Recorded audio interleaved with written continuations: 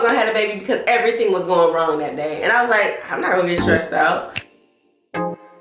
What's up, beautiful people? Welcome back to my channel. My name is Alex and this is Sheer, where we keep it transparent about all things faith, family, and wellness. Okay, y'all, so today we are talking about my birth story. I've been off of all social media for so long. I feel like I took like a super duper long break this year, but I definitely needed it. So I got pregnant last December. And I had my beautiful, healthy baby boy this just past August. And I also graduated from college. I am now a limited licensed counselor in the state of Michigan. So, and I am just coming off of my maternity leave from life. I basically took like a whole maternity leave at the beginning of my pregnancy. From social media, from everything. I just needed to take a step back, recalibrate myself, figure myself out, and I gave myself the most amount of time I could possibly give myself to get myself together. And I am so glad I did. I feel like a whole new person. I'm starting to come back into myself. I am genuinely happy. So, my birth story though, that's what we're talking about today. I have never experienced pain like I experienced it this second time around. So y'all, as y'all know, if y'all are new to my channel, please go back and watch my first birth story. Supernatural birth. Everything was absolutely amazing. I prayed and basically I got everything I prayed for during my first pregnancy.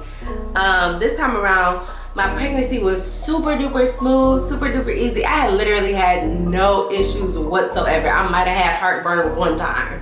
But aside from that, I literally had no issues the entire time I was carrying my son.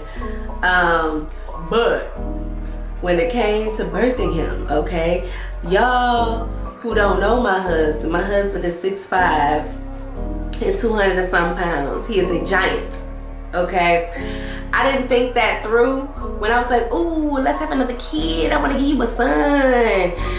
Giving him a son meant that I was going to give birth to another giant. Yeah. So the first aspect of this pregnancy that I want to talk about is the fact that I was way bigger this time around than I was with True. So much so that almost everybody, everywhere I went, asked me if I was having twins. No, just one kid up in here. Just bumping and baking one baby over here, okay? And I look like I'm having twins to y'all. Okay. So with that being said, everybody, and when I tell y'all everybody, I mean everybody, was like, oh, you gonna have that baby early. Oh, you gonna have that baby early. He gonna come next month. He gonna come 2 weeks early. When is the due date? Oh girl, you ain't gonna make it till then. Guess what, y'all? Y'all wanna know what happened? I went a week past my due date. A week past it. Literally 7 days past my due date. Literally. So that's the first thing I learned. I learned patience, for real. Not that I haven't mastered patience. Have I mastered patience? Absolutely not. Absolutely not. Absolutely not. Absolutely not. I have a toddler. I have not mastered patience. I have 2 under 2. I felt like I just kept, every time somebody would say, oh, that baby coming early, I would just say, okay, we're gonna see. I'll always respond, we'll see what the Lord say. We see what the Lord gonna do. And in my heart and in my mind, I'm like, yeah, this baby coming early. I know this baby gonna come early. That was my hope, that was my prayer. I was like, baby come early. Baby did not come early. And I'm actually grateful and thankful for that. You know, I didn't want to go into labor during a session, you know, while I'm counseling somebody or even get close to that. So I went on maternity leave 2 weeks before my due date. At first I was getting antsy, like, come on baby, come on. But then I just felt God ministering to me in that time and saying, hey, why don't you use this time to focus on you? Figure out some stuff that you need to do. And I just started to get the house together. Like I just started to clean up and reorganize my life. I did a lot of self-care at that time. And I think it really orchestrated some healing that I didn't know I needed. Regardless of what everybody else speaks, yes, death and life is in the power of the tongue, but God truly does have the final say. When I tell y'all, everybody I came into contact with told me my baby was coming early, it got to a point where I was like, okay, this baby has to come early because so many people have spoken, right? No, God really does have the final say. That baby came when God said that baby was gonna come. I hope that the baby would come earlier than what the due date was. I was so tired of being pregnant. But I ultimately always gave it back to God. I said, God, whatever you will, whatever your will is, that's what I want to be done. And God's will was for him to come 7 days later than what the doctor's due date was, right? This time around, I would like to say I got exactly what I prayed for, y'all. I didn't pray for a supernatural birth this time around. I had no faith to pray for a supernatural birth. I ain't gonna lie to you. I had no faith to pray for a supernatural birth, so I didn't. I had no faith to pray. I just didn't really have much faith to pray for much at all this time around. I was so burnt out from school and all of the other things that I'm responsible for in life. I was just burnt out. So praying, fasting, reading the Bible, I ain't do much of that. What I had faith to pray for was a speedy delivery, and I prayed for no tearing. As big as my son was, I had no tearing and I had a speedy delivery. I also had the faith to pray for a healthy baby and a healthy mom. And that's what I got.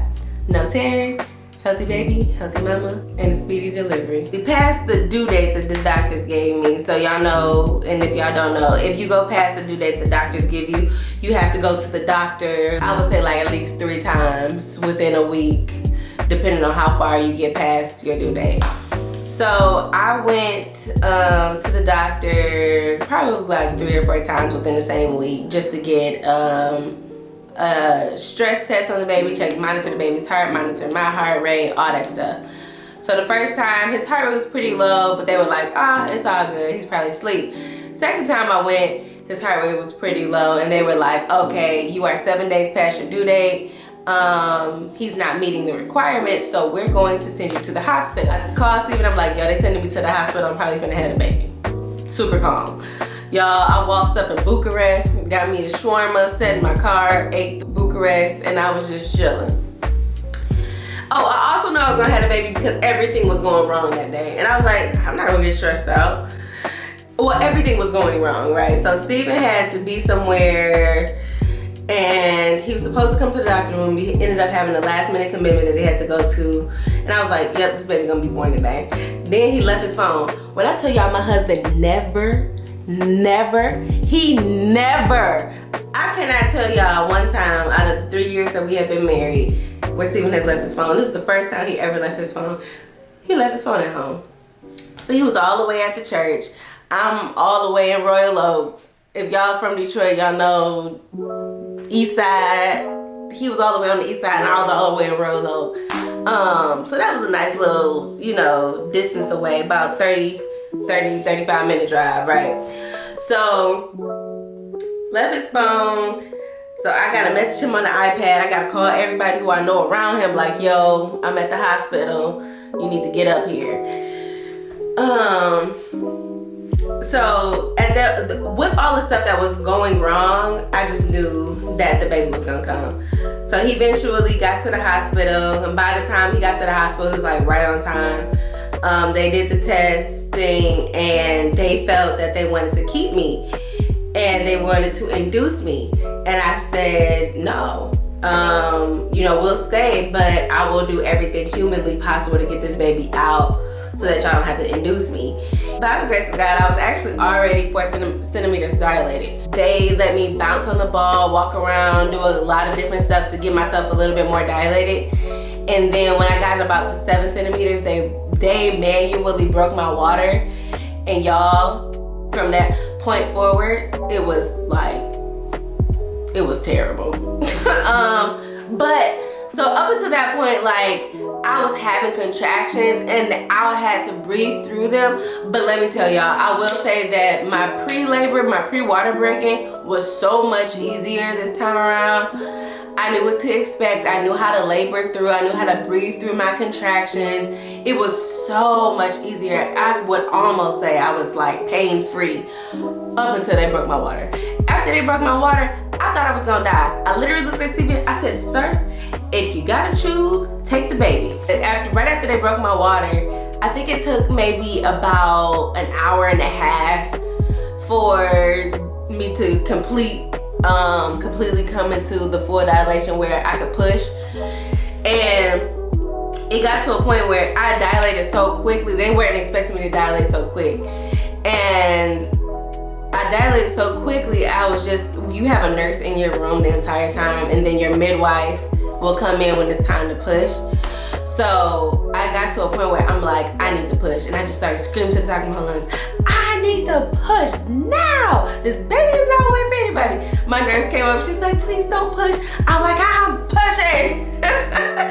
For those of us who have not had that experience, think about when you know you gotta go number 2 and it's not waiting for nobody. But of course, multiply that times 10 because it's a whole human coming out of your body. I just get to pushing. Now, whether y'all gonna take this baby, y'all gonna be here to catch him or not, somebody gonna catch him. It's gonna come out some way, somehow.